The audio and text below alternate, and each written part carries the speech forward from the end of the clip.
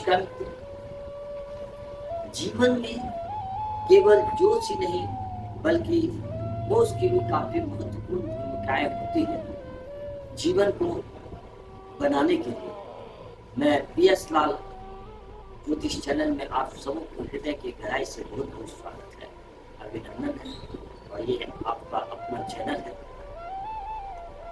आज चर्चा करेंगे मेष राशि जून माह का राशिफल। जानेंगे कि जून माह में आपके लिए कैसा रहेगा।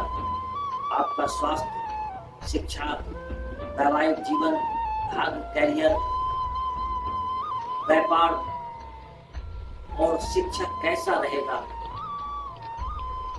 इन तमाम बिंदुओं पर बिंदुवार चर्चा करेंगे। आप बने रहेंगे अंत तक हमारे साथ, क्योंकि अंत में बताएंगे महत्वपूर्ण उपाय। ये कार्यक्रम जन्म की राशि चंद्र राशि पर आधारित रहता है। जो व्यक्ति अपनी कुंडली का एनालिसिस कराना चाहते हैं या स्वयं के हस्तरेखा ज्ञान के द्वारा स्वयं को जीवन के विषय में जानना चाहते हैं तो आप इसका लाभ घर बैठे भी उठा सकते हैं। डिस्क्रिप्शन में हमारा मोबाइल नंबर दिया है, आप संपर्क कर सकते हैं। चलिए जानते हैं कि इस माह जून माह में गोचर में ग्रह की क्या स्थिति है। तो गोचर में ग्रह की स्थिति कुछ इस प्रकार है कि मेष लग्न में मंगल देव विराजमान है, द्वितीय भाव में गुरुदेव, सूर्य देव, शुक्र देव और बुध देव विराजमान है।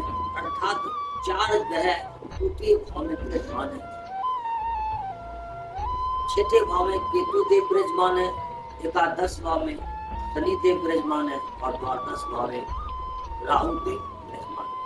यह रही गोचर में ग्रह की स्थिति मेष राशि वाले जातक। और 12 जून को शुक्र देव मिथुन राशि में चले जाएंगे, जो कि अभी वृश्चिक राशि में है। 14 जून को बुध देव भी मिथुन राशि में जाएंगे और 15 जून को सूर्य देव भी मिथुन राशि में जाएंगे। मेष राशि जिसके स्वामी बनते हैं मंगल देव, जो कि प्रथम भाव में विराजमान है और द्वितीय भाव में जो ग्रह है उनका परिवर्तन आगामी 12 जून को शुक्र देव का, 14 जून को बुध देव का और 15 जून को सूर्य देव का मिथुन राशि में गोचर करेंगे। चलिए सर्वप्रथम मैं चर्चा करता हूँ आपके स्वास्थ्य के संदर्भ में।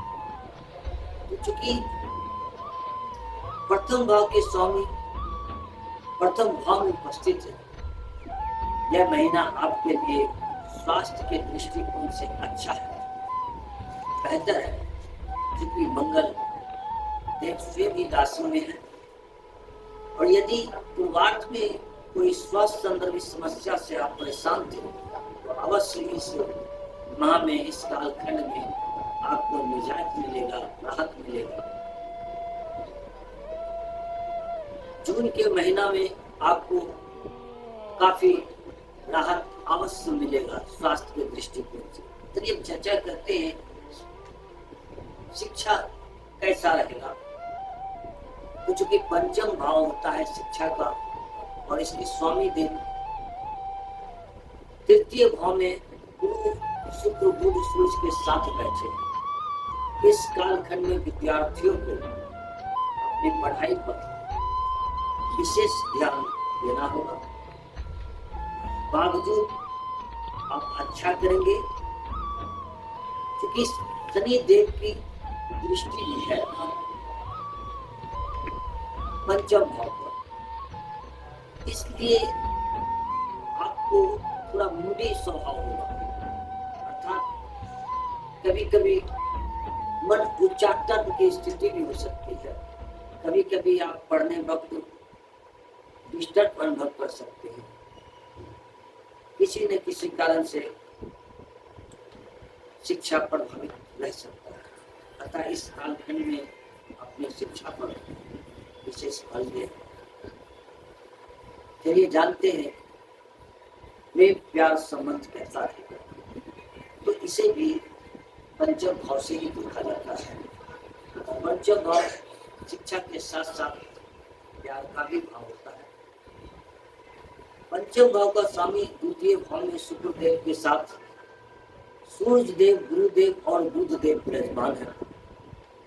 आपके संबंध जिसके साथ है वो व्यक्ति जिद्दी स्वभाव का होगा।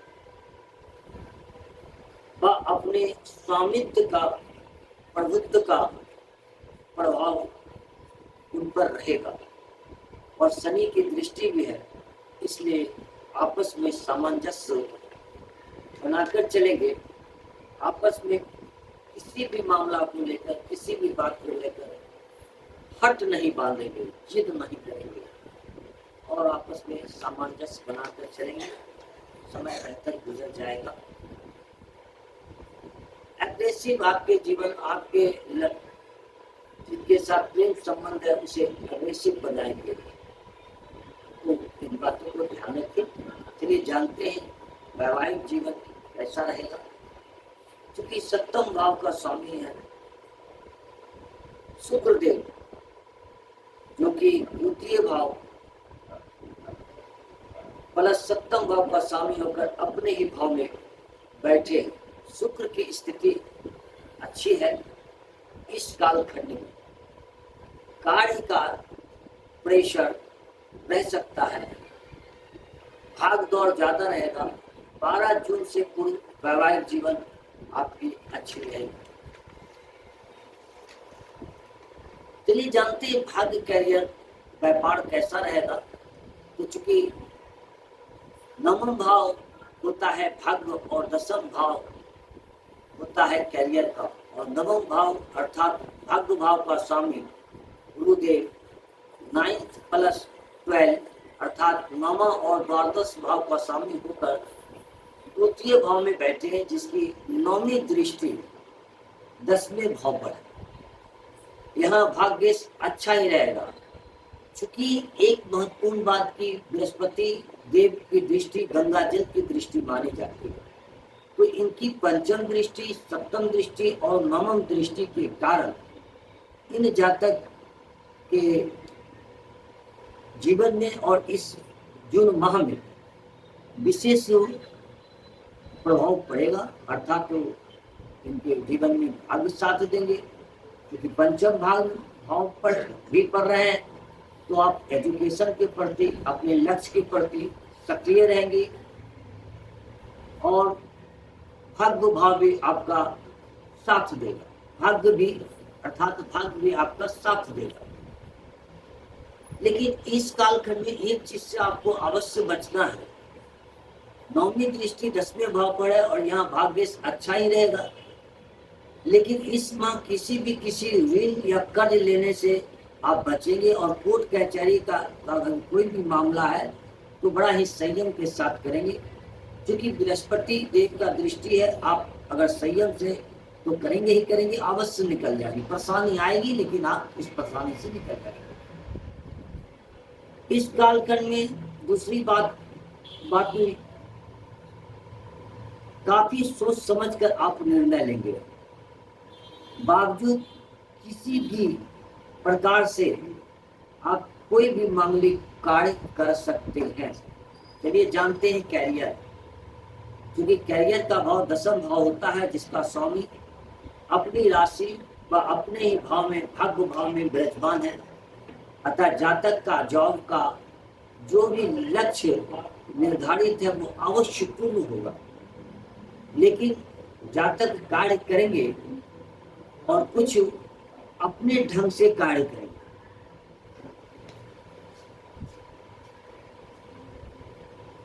इस कालखंड में जातक की लाभ की इच्छाएं पूर्ण होगी और इस माह पद उन्नति भी अवश्य होंगे। चलिए अब जानते हैं कि व्यापार कैसा रहेगा इस कालखंड में। तो चूंकि सप्तम भाव होता है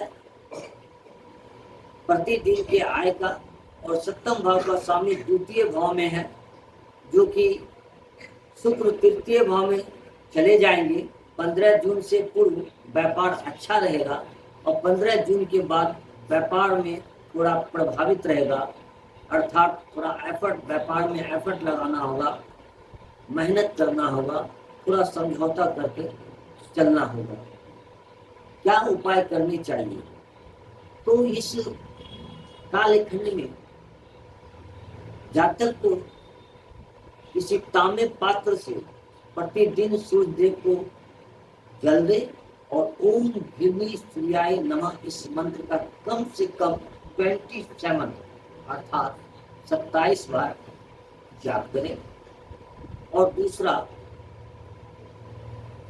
प्रत्येक गुरुवार को भगवान विष्णु देव का पूजन करें और ओम ग्राम ग्रीम ग्राम सह गुरुवे नमः इस मंत्र का भी जाप आप 27 बार अवश्य करें। कैसी लगी ये ज्योतिषीय कार्यक्रम? सब्सक्राइब करेंगे, लाइक करेंगे और इसी तरह आप बने रहेंगे हमारे साथ। फिर मिलते हैं नए विषय को लेकर। वीडियो देखने के लिए बहुत बहुत धन्यवाद।